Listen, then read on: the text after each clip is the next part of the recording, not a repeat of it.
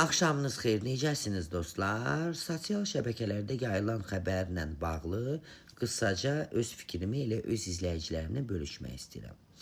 Hörmətli və dəyərli millət vəkilimiz Günay Ağamalı. Deyirsiniz ki, səhv eləmirəmsə 8 yaşına qədər ailələr yalnız kişinin çalışması kifayətdir. O zaman siz xanım Ağamalı niye işləyirsiniz? Sizin yoldaşınız çalışsın yeterli değil mi? Ve ikinci en esas hansı ki insanlar bir mənalı şəkildə hoş qarşılamadı bu fikri. Doğal olarak, haqlı olarak.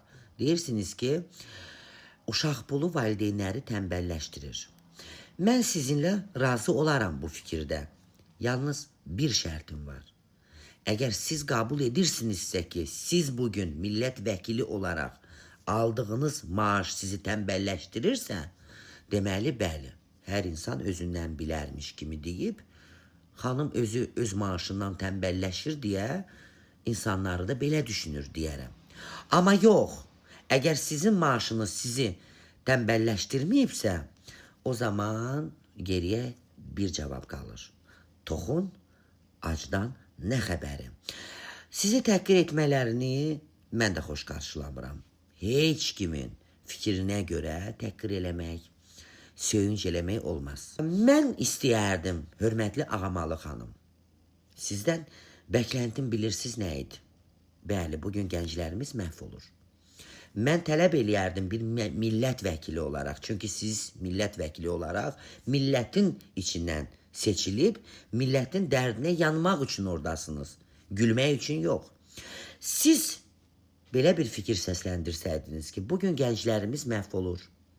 TikTok'daki pul qazanma funksiyasını bağlamaq lazımdır. İşləmək istəmirlər, təhsil almaq istəmirlər. Mən sizi alqışlayardım. Valideynin aldığı uşaq puluna neymiş valideyn tembelleşir. Bu cümleler yanlışdır. Üzülürəmmi? Üzülürəm. Ama özümüzə üzülürəm. Çünkü çinmə, boğulma. Elə sizi də seçən biz olmuşuq. Biz olmasaydıq siz olmayacaqdınız. Yazıklar olsun bizə ki, biz varıq ki, siz də Günay xanım varsınız.